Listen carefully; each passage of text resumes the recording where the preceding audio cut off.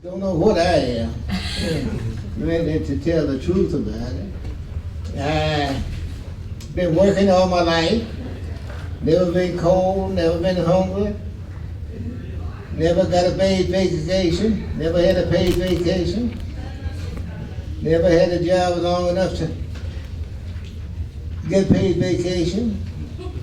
Had 1,000 jobs. Never been cold, never been hungry. None of that. I've been all of that. Had a good time. Been in a whole lot of businesses. But I didn't like a boss. I never liked a boss, so I never had one. And tell them a little bit about the type of jobs that you had. The type of jobs that you did have.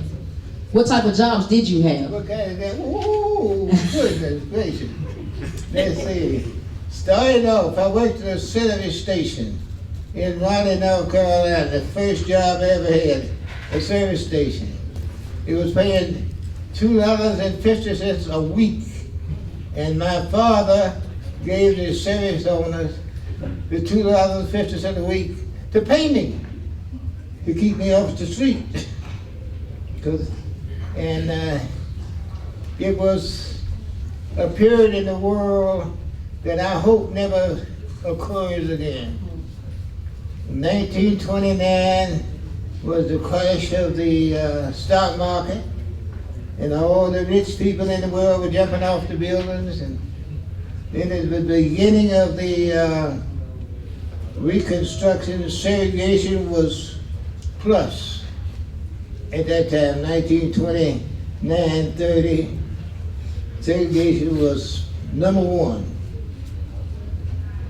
And from that job, I worked for the city of Raleigh on the garbage truck, which my father was proud of me working on the garbage truck, and my mother, who was an English teacher over St. Augustine, would turn her back when she saw the garbage truck coming.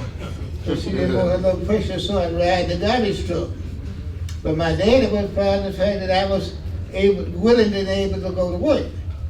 And incidentally, that is the biggest asset I had in life, is liking to work. I loved to work. Didn't care what kind of work it was. And I own grocery stores, pool rooms, dry cleaners, 2 or 3 of them. Grocery stores, dry cleaners, false teeth. I bootleg dentistry for 4 years. I bootleg preaching for 60 years. And when I say bootleg, I didn't have a license, but I did it. I preached and I did all those things. I made false teeth, and that's where I learned how to practice dentistry. One of the best things that ever happened to me is I got out of that business. Because the one I didn't break somebody's jaw or something, pulling teeth, and no license. Just pulling teeth and filling teeth and all those funny things. I got away with it. Didn't break a jaw. But I was, every time I think about it now, I'm so glad I got out of that. And I enjoy preaching. But I was at a funeral in New York a couple of weeks ago, and I was sitting with the ministers at the funeral. And they said, "Are you a minister?" I said, "Yes, I'm a minister." And I was. And how I got to be a minister was in the funeral business. At one point in time, Huh? I'm sorry, I cut you off. I didn't know you were still talking, I'm sorry. I didn't. Okay, my question was, at one point in time, your father was a surgeon in St. Agnes Hospital?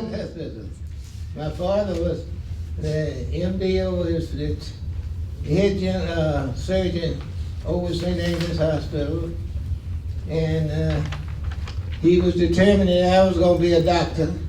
I fooled him. And, my mother was English teacher, on St. Augustine's campus. And his speech and dramatics were her favorites. And when you got up and made your speech in her class, and you got through, she would look at you and say, Mr. or Mrs. So-and-so, that was a beautiful speech, but you have said absolutely nothing. Absolutely nothing. And, but the nice part about that, during my growing up years, since she was teaching over here, all the students hated her have to go to her class. But since graduation, and those students who have made some form of success, have looked at me and said, I wish we had 50 more teachers like that. And so that made me feel good. But I suffered a lot. Lord, I got to go to Miss G.B.'s class. Man, that was the worst thing. And she was a great reader. And when Eleanor Roosevelt would write her my day thing in the paper, and you come in and read it and try to transport it in you, she would look at it and say, Miss So-and-so, Mr. So-and-so.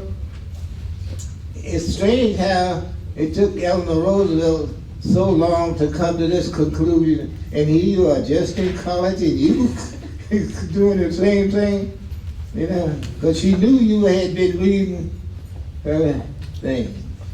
And what else? Well, let's ask them. Does anyone have any questions?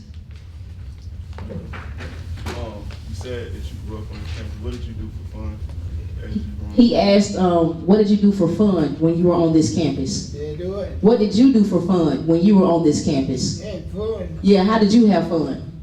How they have fun? Yes, sir. Breaking out the lights on the lamp post. At that time,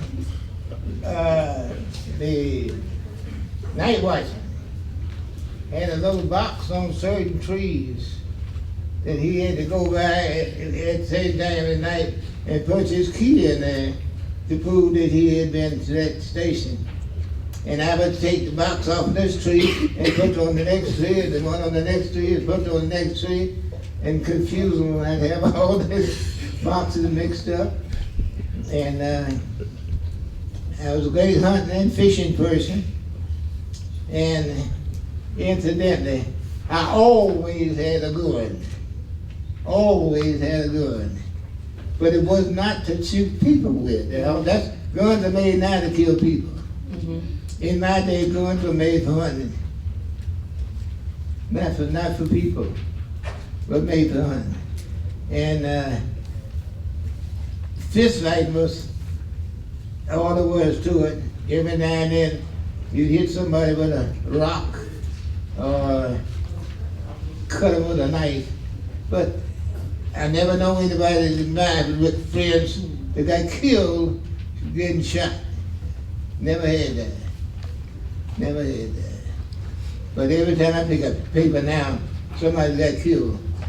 Somebody got killed. Every time I pick it up. Mr. Delany, you and I had talked one time about how the students here complain about the about the cafeteria food. Oh, cafeteria food? Yes, sir. Well, at that time, you had to raise your food on the campus. Oh, that's the way. When I think back, you had one day for Christmas. That was it. One day for Christmas. You had to be at chapel 3 times a week, and Mr. Gould, who was the president, knew everybody's spot, and if you got 3 demerits for not going to chapel, you were dismissed from school.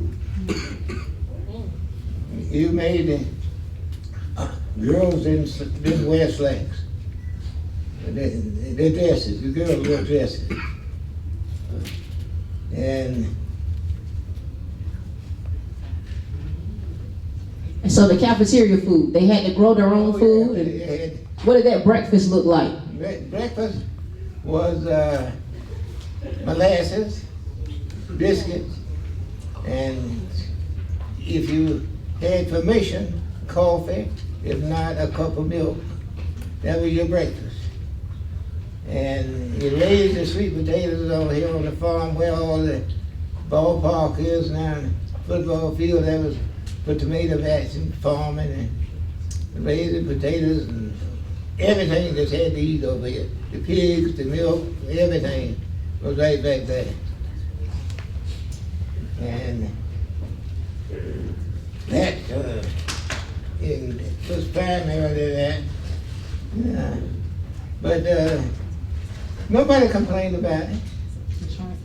And the difference is the students that were here in school wanted a college education. You all are here because it was expected to you to be here. Not because you want to be here. Ain't many of you here want to be a college graduate. You're going to be one. The only problem is most of you going to get a certificate. The rest of you going to get an education. And very few of you going to get an education. All of you going to get a certificate. Then you graduated. But not the education. And you got some wonderful teachers over here.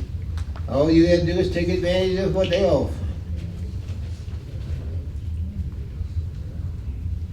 Anybody else have a question? I can keep going. Yes, ma'am. Dr. Costin. Good morning, Mr. Delany. Thank you for coming over. Thank you for coming over and joining us this morning. I would ask you what, Get the thing. ask him what his vision for St. Augustine's is. Okay. Mr. Delany, she wants to know what is your vision for St. Augustine's right now? Right? Your vision for this institution. What do you want for this institution? But I want to eat. What do you want for this institution? What do you want for St. Aug? All I want from this institution is for the students to take advantage of the wonderful opportunities that you are having and not realizing it right now. And when you get my age, which I doubt you will, that's 95 plus. That's 95, so. And looking good? I am in my high school class in Raleigh. There were 100 students. I'm the only one that's still living. And I feel good. Ready to go. Let's get it. Let's go. And I'm going to live 10 more productive years. That's right.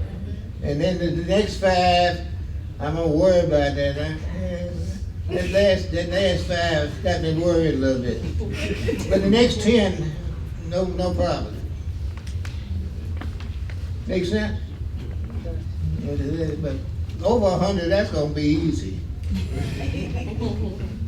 And what I contributed to, I don't know.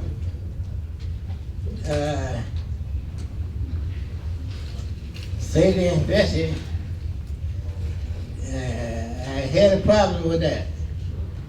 A real problem with that.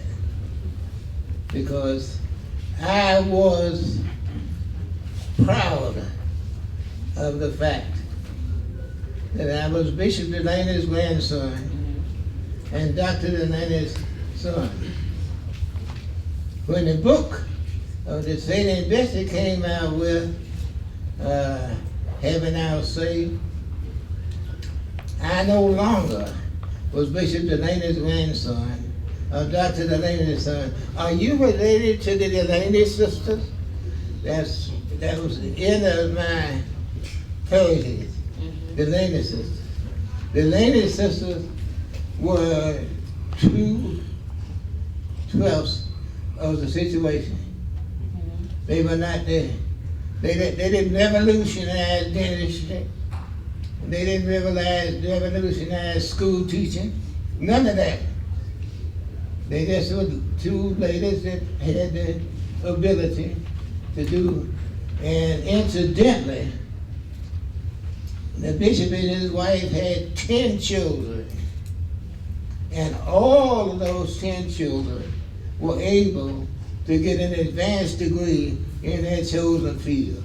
which was almost impossible for any black child to get any kind of education above high school.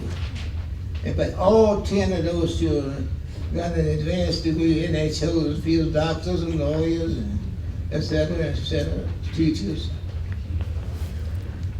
And as I say, I was a little disappointed that the book, having I say, took away from me being Dr. Delany's son and Bishop Delany's grandson.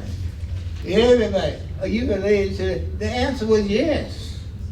I couldn't deny that. They were my aunts. And I was taught to love my family completely, without question. Yes, sir. Your father, Mr. Delany, Dr. Delany, did you witness any of those surgeries? Did you see any of the surgeries that your father performed? Every Saturday morning, I had to get up and come over here to St. Agnes Hospital and sit on there where the student nurses sat and watch him operate. Took out appendix for $25. House call, $2. Office call, $2. And I had it, and there were a whole lot of things, you know, and I had the kind of mind that I could absorb what I was seeing. Talking didn't do much good to me. I had to see it. I just talking, just because you said so and so was so, I didn't believe that necessarily. Might have been true, but I had to see it. I had to see it. And as a result, and I say I had all these businesses and this sort of thing, and I finally wound up with a funeral director's license. And with that, the reason I got a license in that is because I found out who was making the money. The owners of the business was making the money. And we were doing the labor. So I decided I better get me some license. I got the license. That's the only real license I ever had, funeral director's license.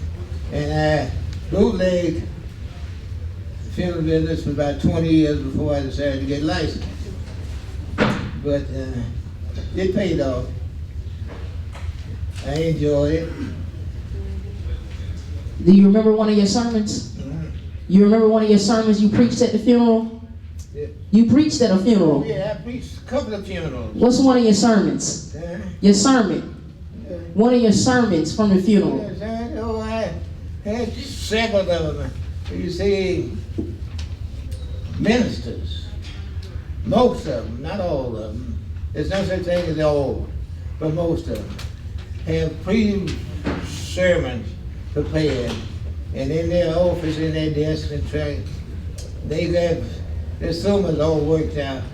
And when they have to preach a funeral, they reach in there and look at these and find out which one they're going to have today. And look at, Brother Dan, which one of these you think I should use today? Well, brother, I like that. Oh no, I can't use that one. I used that one last month. Yeah. And so I learned their lessons by listening to them after Sunday. I finally learned how to do it myself. So I started preaching too. And one night, that's in New York, incidentally.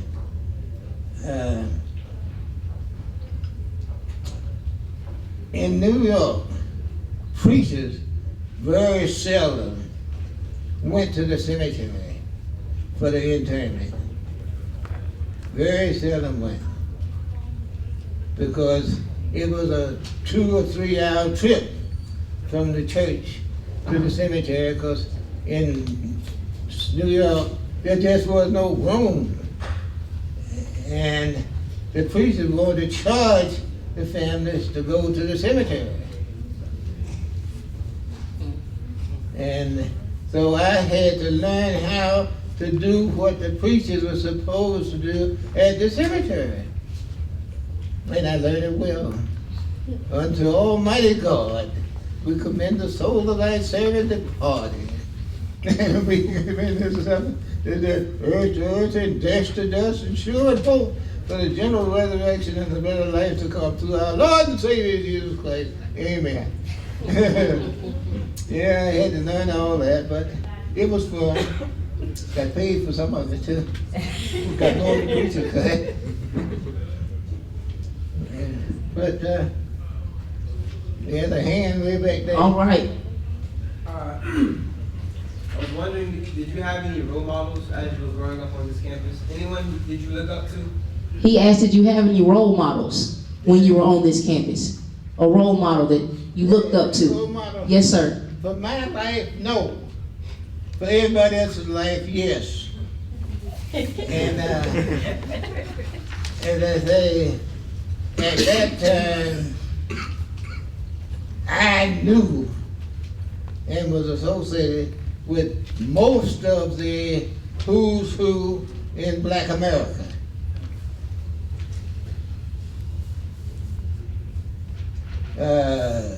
Jackie Robinson, Willie Mays, Cab Calloway, Duke Ellington. I knew these people personally.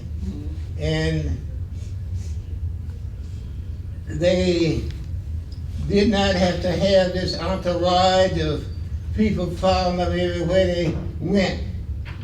And it was nothing usual to see Jackie Robinson walking up and down 7th Avenue in New York, or Willie Mays playing stickball with the kids out in the middle of the street, and that, and the musicians, the entertainers, Cab Calloway, all those people, you know. And I was a little younger than they were, but I found a way. And I found that it worked. I wouldn't suggest everybody else do it. I consider myself very unusual. Very, very unusual. And that I was able to live, never been cold, never been hungry, never had a job. And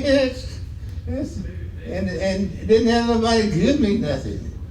You know, just because I love to work. Why I love to work, I can't figure that yet.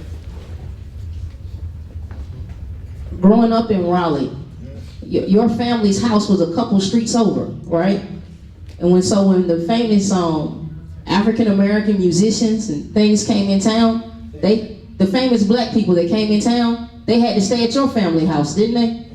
Who were some of those people? Okay, Calloway, Duke Ellington, Ella Fitzgerald. That's how I got to know most of these people. When they used to barnstorm through the South in the summer generally to get new members for the band and all that sort of thing, and get new arrangements for that, they would barnstorm through the South.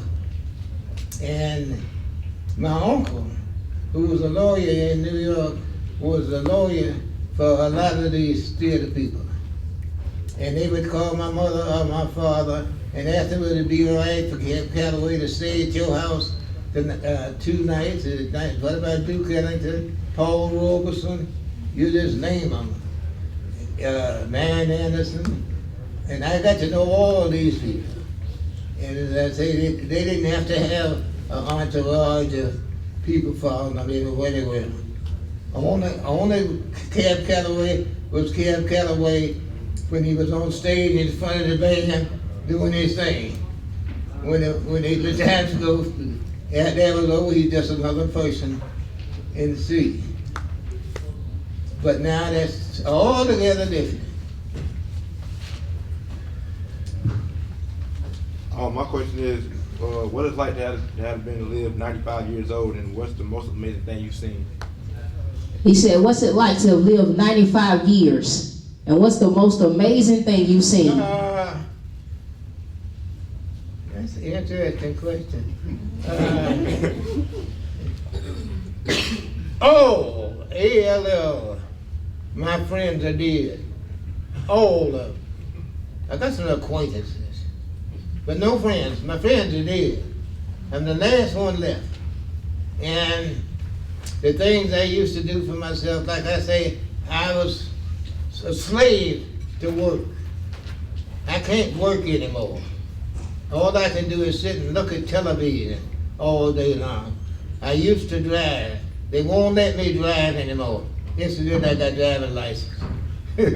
But they won't let me drive. So I just have to depend on somebody else to do everything for me. Nothing I can do for myself. You seen my wife get me dressed this morning.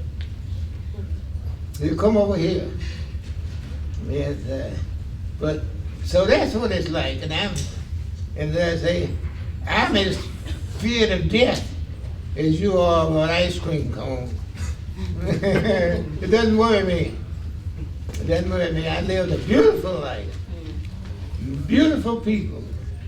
Had 2 beautiful wives. Got 2 beautiful children, 2 beautiful grandchildren, you know. And I met some of the best people in the world, you know. And as I say, never been hungry, never been cold. So I can't complain about that. I can't complain. What type of friends did you hang around? He asked, what kind of friends did you have? What kind of people did you hang around?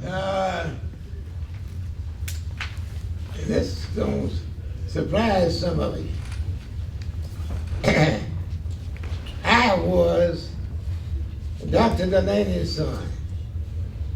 I had this light complexion. I was born in a black neighborhood. And I had to be black and poor in order to have friends. I had to be black and poor. That was a hard thing. And I used to go out here back in St. Aug with my neighbor children, and we would steal the sweet potatoes. And I would bring them my bag full of sweet potatoes. I'd bring them parts from home and from here to the hospital over there. And then it would all occur to me that your daddy knows damn well you ain't got no potato patch. You don't bring no potatoes here, you been stealing. So I couldn't bring my potatoes home. Now, my buddies, they could carry their potatoes home, but they had to eat. See, but my daddy had more hams and sweet potatoes and collard greens on his back porch than most grocery stores had, because paying him for his medical service. Yeah. So, and that's where my friend, and that's where, now my brother and sister took the high road. And when I say the high road, they were the upper line of people, you know, the who's who in Black America for what it was worth. But that wasn't much because you could buy a house for $1,500. You could buy a house for $1,500. Loaf of bread for 5 cents. Pepsi Cola 5 cents. You know, hard to believe. Hard to believe. St. Aug, $50 a year for education. $50 a year for education. And the reason they had one day of Christmas, it took your parents. See, Nightdale, I don't know where they are, you know where Nightdale is. But Nightdale was a long ways from Raleigh. And it took them a day or two to come from Nightdale to Raleigh to bring you to class, you know. So then they had to stay on the campus for Christmas. Not that they didn't want to go home, but the school gave you one day for Christmas, one day for Thanksgiving, all that one day stuff. What building did you used to live in? She asked, what building did you stay in? When you were going to school here, what building did you stay in? What dormitory? What dormitory? Yes, sir. Which one did I live in? Yes, sir. When I lived at home, but the Lyman building was the boys' building, and the Thomas building was the girls' building. And my grandmother, among other things, was a matron over here. And one of her first jobs in the morning at the Thomas building is when the girls came down to go to class, they had to pull up their dress so that she could see that they had on proper underwear before they went to class. We need that now. We need that. Yes, she is. What was your major? She asked, what was your major? When you went to school, what did you major in? What was your specialty? Getting in trouble? But I didn't. They had some idea that I was going to be a doctor. So yes, I had to do the frog, you know. The frog feeds his food by means of a sticky bilobe tongue. The food is held in the mouth of the Wolverine and nectar of the teeth. The food is pushed down the esophagus through the tongue and so forth and so on. We had to learn the digestion of the frog. And everybody had a frog of his own. And in the schoolroom, you had to dissect your frog. And there's a little confusion with education, as far as I'm concerned. Why do you need trigonometry if you're going to be a surgeon? I ain't never figured that out yet. But reading, writing, and arithmetic, what they taught. Reading, writing, and arithmetic. I have two questions. Where did you meet your lovely wife? His first question is, where'd you meet your lovely wife? Right down on the corner of Oakwood and I cheated. I owned those buildings on Oakwood and Talbot Street, those 5 stores. And the first one there, I had a soda fountain. And I sold hamburgers and hot dogs, among other things. And my wife was a student at St. Agnes Nursing School. And surprisingly, you know, they liked hamburgers. Them girls loved hamburgers and hot dogs. Yes, boy, I'm telling you, I couldn't make no money for them girls loving hot dogs and hamburgers and milkshakes. That's where I met my wife. She liked hamburgers too. Yeah, My next question was, what was your first car? He asked, what was your first car? car, Yes, sir. a packet. A packet. Belonged, it was a second-hand car, belonged to Dr. E. Franklin Frazier, who was a sociology director at Howard University. And he incidentally wrote the book that you don't know anything about, the black bourgeoisies. But he was #1 sociologist in this country at that time, black sociologist. Like West says, Howard, E. Franklin Frazier was to the black community at that time. But a packet, yes. And you had to have with your car, you had to have a box of freeze plugs, a box of, what you call them things? That's fire. Jumper cables. Yeah. You had to have all that. You had to have 4 or 5 extra tires, because you're going to have a puncture. You had to know how to fix inner tubes. You had to know how to jack up cars. All of that, you know. And when you got ready to go to, say, Nightdale, that was a day's journey. Now it's 10 minutes. It was a day's thing, getting your car ready to go to Nightdale, getting some extra antifreeze, spark plugs, inner tubes, and patch it, go have a flat tire. And you had to know how to patch it. But it worked. Yes, ma'am. And incidentally, I have a friend, he's still living. He's 2 years older than I am. He got his college education at St. Aug with out of pocket $10. $10. That's all it cost him out of pocket to get a college education at St. Aug. $10. I was listening to the $10. $10. And the reason he got that, because Shaw refused his $10. Oh. Shaw refused. That's because this is the better school. Huh? That's because this is the better school. Well, it turned out for him to be a better school. But, and I'm gonna tell you something else about it.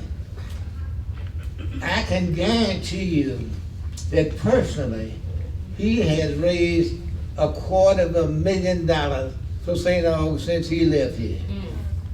You know, he was, he had his 3 children who graduated from St. Aug.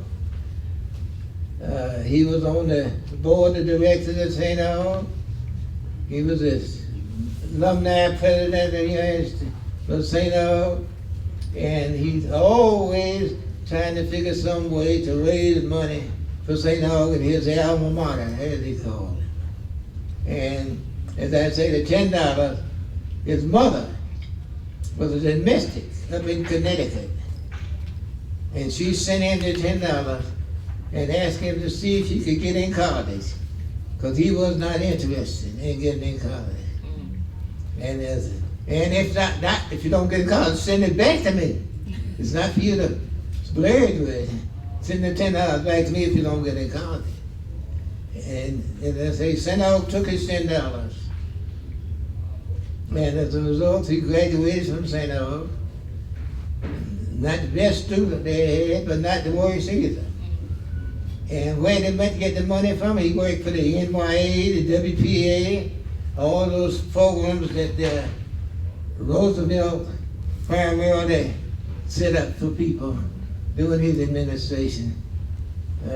CC camps, they had all kind of opportunities for you to do what you wanted to do. And as I say, in out-of-pocket money, $10. He got a college education. He ate at the training table at St. Aug, because he was on the football team. He slept in the boys' dormitory, because there was always plenty of rooms in there that weren't occupied by paying students. And as I say, if you lived in the city, $50 would get you a year's training at St. Aug. I think you have another question.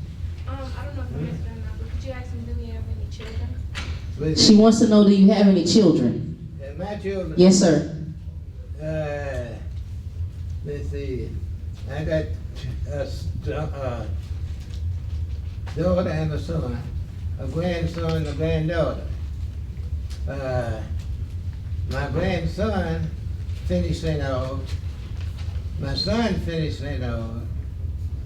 My granddaughter finished University of North Carolina in Chapel Hill, in Charlotte. And I don't know where my daughter, I don't know where she went to school. And I know she, but they have been successful in what they're doing.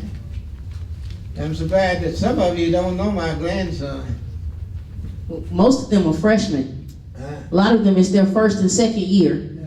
But he was here, he's been gone 2 years. Yes, sir. Yeah, he's been gone 2 years. She was one of his teachers.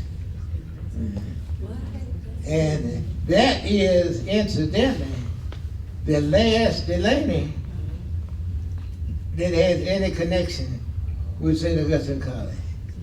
Ever since my grandfather came here, there's always been a Delany in some way connected to the school. And this year is the first year that and I don't see any prospect for another one coming to St. Augustine. Yes, don't see it. Might be. And there's scholarship money for anybody that's related to the Bishop Delany. But there ain't nobody to receive that scholarship now. Yeah. And being that your father was a surgeon, did you ever see him operate on any white patients? He said, being that your father was a surgeon, did he ever operate on any white patients? oh, yes. Hard to believe. But the police department used to come to my house at 12 o'clock at night and take my daddy down to Rex Hospital, which was a white hospital. Take him up through the back steps to the operating room and let him operate on a white lady, bring him back down the back steps, bring him home, and that was the end of that. And when I got big enough, I asked Dad, I said, Dad, why you do it like that way? He said, well, son, let me tell you something. He said, when my patients come to me, they need a doctor. He said, and they got tumors, big as baseballs and basketballs and that sort of thing, and they need a doctor. He said, when white folks get a tumor big as a golf ball, the doctors have it, but every now and then they get one of these white folks with one of these tumors big as a baseball or football or something like that, and the doctors would have to take them out. And my daddy had never done anything but big tumors, so they'd come and get him to take these tumors out of these white folks' stomach and bring him back home. And the white people wouldn't know about it. Nobody. No, son, they never let that white lady die to know my daddy operated on it. Yes, sir. In fact, one of the white doctors told me one time, son, if there's any such thing as a black man being a gentleman, your daddy would be it. Is there any such thing as a black man? He didn't say he was one, but if there's any such thing as one, your daddy would be it. That's pretty good, eh? That's pretty good. And he graduated from Shaw Medical School in 1911. That's right, Shaw had a medical school. Shaw had a medical school. Now, did St. Agnes have white doctors? Yeah. Did St. Agnes have white doctors working? They what? Were there white doctors working in St. Agnes? Yes, sir. They had one of the mill. That's right. Yes, sir. They had them. I guess they were white doctors that had to get experience. And sure, they used St. Agnes for their experience, you know. Because the black one died, he just did, you know. But the white boy had to keep them living for long. So he did the practice work in St. Agnes. You got another question? And let me tell you something else that I kind of observed is you all know about segregation as it's printed in the book about Martin Luther King, lynching, and all you know all of that. But the real damage that segregation did was brainwashing. And to watch brainwashing is hard to believe. But I never saw a white girl, for example, that had any sexual appeal to me at all. Because I was told if you bother one of these white girls, you're gonna be killed, you're gonna be killed, you know, you go into jail just speaking to them. And so my brain was washed so that they were not, but sprinkled a little brown dust on them, and they had a problem with me. But as long as they were white, I don't touch them. She was first, and then. I see a hand going up in here somewhere. Yes, sir. We had two hands. You had two hands. Okay. Give me the one up. Yes, sir. Could you ask them where to get married at? She wants to know where you got married. Well, what? Where were you when you got married? What state were you married in? And when I got married, Yes, sir. Maryland. My first wife, now this is hard for you to believe, and I'm not saying it's accurate, but it's pretty close to accurate. I worked in Raleigh at the Raleigh Bonded Warehouse for $18 a week. On a Saturday, I took that $18, caught the train, went to Washington, got a room in the Logan Hotel. The next day, my wife-to-be was working at the doctor's office, Dr. Hudson Burroughs' office. We took the car, somehow I don't know how we did. We went to Upper Marlboro, Maryland, got married, and came back and spent that night, Sunday night, on our honeymoon. And the next morning, Monday morning, she had to go to work. So I caught the train and came back to Raleigh. And I still had a part of that $18 that I had made from the Raleigh Bonded Warehouse. Now, I'm not saying that this young lady that I married didn't have some money. I don't know. I'm just talking about what I had. I'm not saying I didn't have $2 or $3 in my pocket that had left over from the week before pay. I don't know. But the figure I deal with is the $18 that I got from the warehouse that Friday. But I had some of that money left over when I got back to Raleigh. Hard to believe. Up in Marlboro, Maryland. You know something about it. Yeah. I'm from Upper Marlboro. She said she's from Upper Marlboro. She said she's from there. She's from there? Yes, sir. Okay. Upper Marlboro, Maryland. Come Where on. were you during the time Jack Johnson died in the hospital? He said, where were you when Jack Johnson died? Jack Johnson. He died in this hospital right down here. He died in this hospital right here. Yeah. And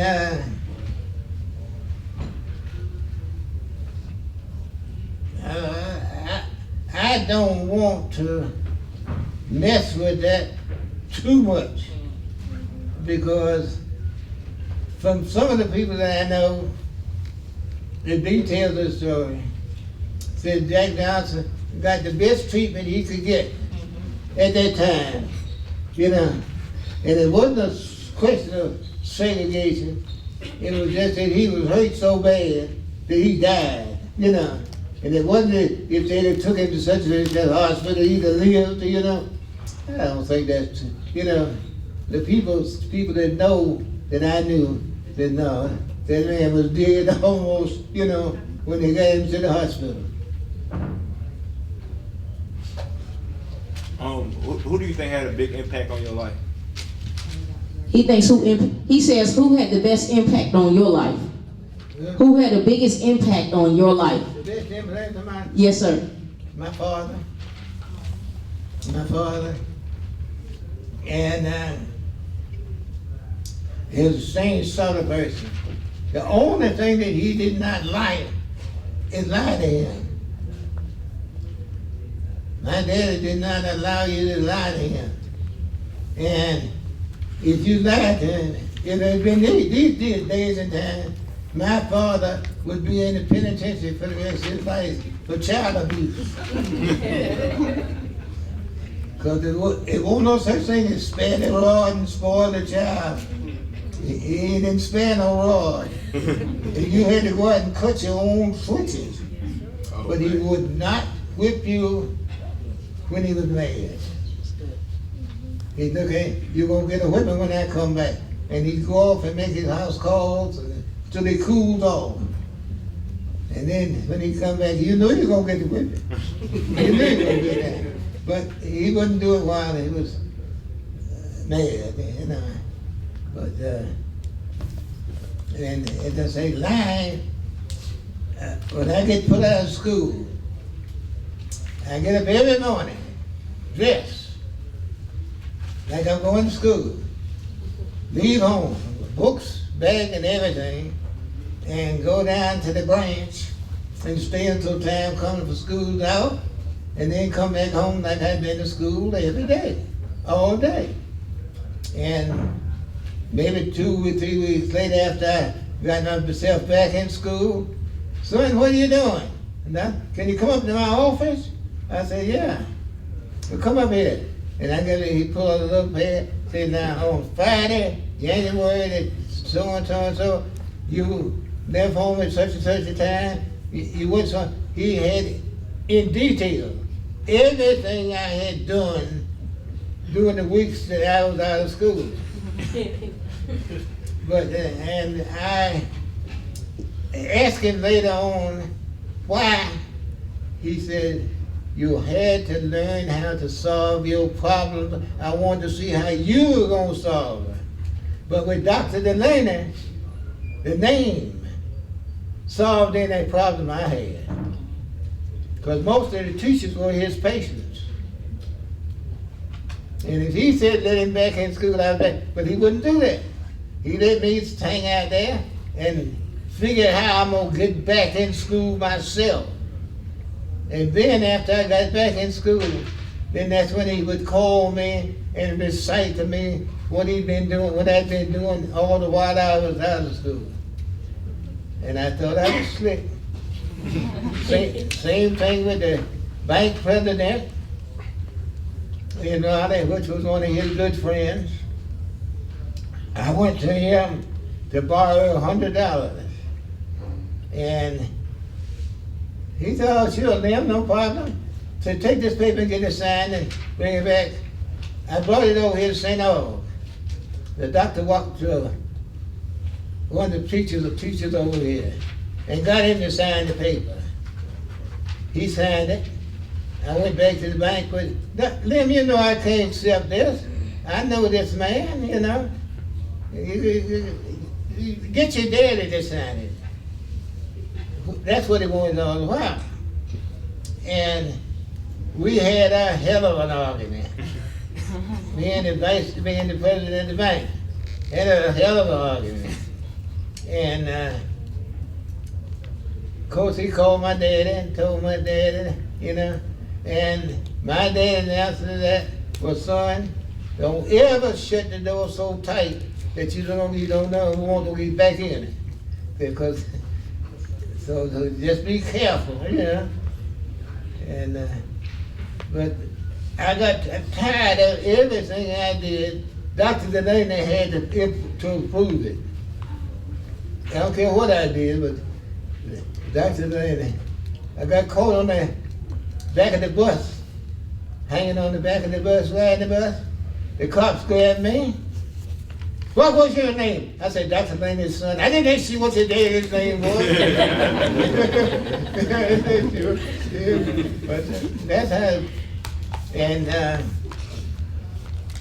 when he was stopped by a policeman, he'd talk to the man and everything. If it was a patrolman, he'd call him sergeant or something like that. And when he said, I sure elevated the hell out of him, didn't I? He stopped him from being private to sergeant. He looked at me and said, I sure elevated the hell out of him. And my driving license, I think I was 15 or 16 years old. I met a policeman on the corner and gave him 50 cents and some information. A week later, I had my driving license in my pocket. Never been without driving license since. Never, with that 50 cents. Never, I ain't never took no driving test. I never did that. 50 cents. We have time for one more question. What was your daily routine while you attended St. Aug? The last question. He wants to know, what was your daily routine when you attended this school? What was your daily routine when you went here? When I was here? Yes, sir. After the girls to the classroom. That's all I know. Yes, sir. Your father had a routine. On Saturdays, your father had a routine. What was your father's schedule? I worked with him. I had to drag him all his, he was making house calls. And all these house calls, I had to drive him to these houses while he's going to make the house call. And one of his things was, when he walked up on the porch, if he heard the patient in the house keeping a whole lot of noise, he said he didn't worry about it. He said, but when he walk in the room and went on look at me, how are you talking? He said, it's time to go to work. Time to go to work. But as long as he's screaming and hollering, he's all right. But if it isn't just ducking his head, and hardly can speak, he said he's sick. And another thing, when he knew that you were going to die, and you said, well, Dr. Delany, I hear the man down in the window that's got some kind of medicine that cools up, that's good for you. My dad said, well, go on down there and try it. You know, that's all I can do for you. Go on down there and try it.